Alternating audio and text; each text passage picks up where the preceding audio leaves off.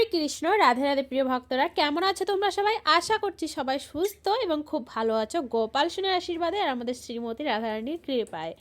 আগামীকাল তোমাদেরকে গিরিরাজ পরিক্রমা দর্শন করিয়েছিলাম। আগামীকাল গিয়েছে পাপ মোচনী একাদশী ব্রত। আশা করছি সবাই নিষ্ঠাভাবে পালন করেছো এবং আমাদের শ্রীমতী রাধারানীর কৃপা লাভ করেছো। আর তোমাদেরকে বলি আজ আমাদের বৃন্দাবনে কি হয়েছে জানো তো?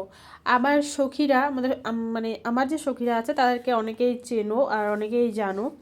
তো তারা প্রায় 40 জনের কাছাকাছি ভক্তবৃন্দকে নিয়ে এসেছে, মানে দেশে থেকে, মালদা থেকে। তো সেখান থেকে তারা 84 ক্রোশ করার জন্য এসেছে।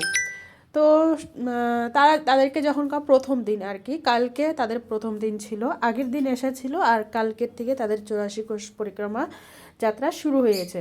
তো কালকে প্রথম দিন, প্রথমে তো শ্রী রাধাকুণ্ডে এসেছে। তো তার জন্য তো আগে রাধাকুণ্ডে স্নান এবং রাধাকুণ্ড পরিক্রমা, গিরিরাজ পরিক্রমা করে তারপরে কিন্তু বাকি যেখানে আরও দর্শন আছে, অনেকই আছে দর্শন 84 ক্রোশের মধ্যে, যেগুলো পরে আলতা পাহাড়ি, মথুরা, গোকুল।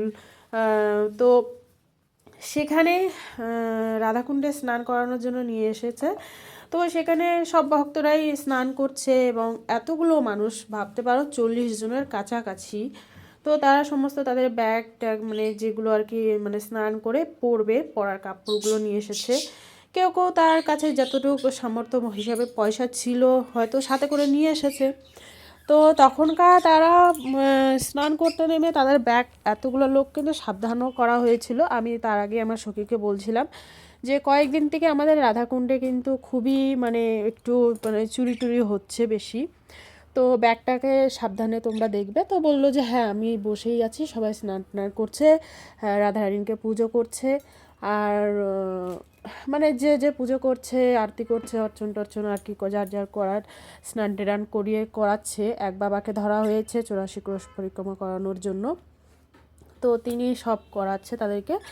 আর আমার সখীরা বসে আছে, ব্যাগগুলো আছে একটু দেখে রাখার জন্য বললাম আমি। তো তখন বললো যে হ্যাঁ, আমরা ব্যাগের পাশেই বসে আছি। তো কোনো রকমভাবে হয়তো একটু নজর এদিক থেকে ওদিক হয়েছে। আর তাদের ধ্যান কি করে তারা যে বোঝে যে সেই 40 জনের ব্যাগ, 40 জনের ব্যাগের মধ্যে, সেই ব্যাগের মধ্যে যে পয়সা আছে তারা কি করে বুঝলো? তো কিছুক্ষণের মধ্যেই ব্যাগটা দেখে হাওয়া, সেখান থেকে নেই ব্যাগ। নেই তো নেই ব্যাগ, আর খুঁজে খুঁজে পাওয়া গেল না। বিহারীজি মন্দির আছে, যে আমাদের রাধাকুণ্ডে বিহারীজি মন্দির, সেই বিহারীজি মন্দিরে ওখানে গিয়ে তাদেরকে বলা হলো যে এই সামনেই আমাদের ব্যাগটা ছিল, তো সেখানে তো ক্যামেরা লাগানো আছে, তাহলে ক্যামেরাটা একটু চেক করো। তো বলছে অত দূরে আমাদের ক্যামেরা যায় না, আমাদের এই মন্দিরের সামনেটুকুই হয়, আদার্স ওদিকে দিকে অতটা ক্যামেরাটা যায় না। তো যাই হোক, আর অনেকক্ষণ কিছুক্ষণ খোঁজাখুঁজি করা হলো, দাঁড়িয়ে থাকলাম। দাঁড়িয়ে থেকে তো কোনো লাভ নাই, একটা মনেরই আর কি, যে দাঁড়িয়ে থাকি, যে কোনোভাবে যদি পাওয়া যায়। আর সে একটা মনের ইচ্ছা নিয়ে এসেছে 84 ক্রোশ পরিক্রমা করার জন্য, তার যে মনের একটা উৎসাহ ছিল, সেই জিনিসটা কিন্তু এই যে পয়সাটা যে হারিয়ে গেল, তার মধ্যে কমসে কম 5,000 টাকা ছিল। তো সেই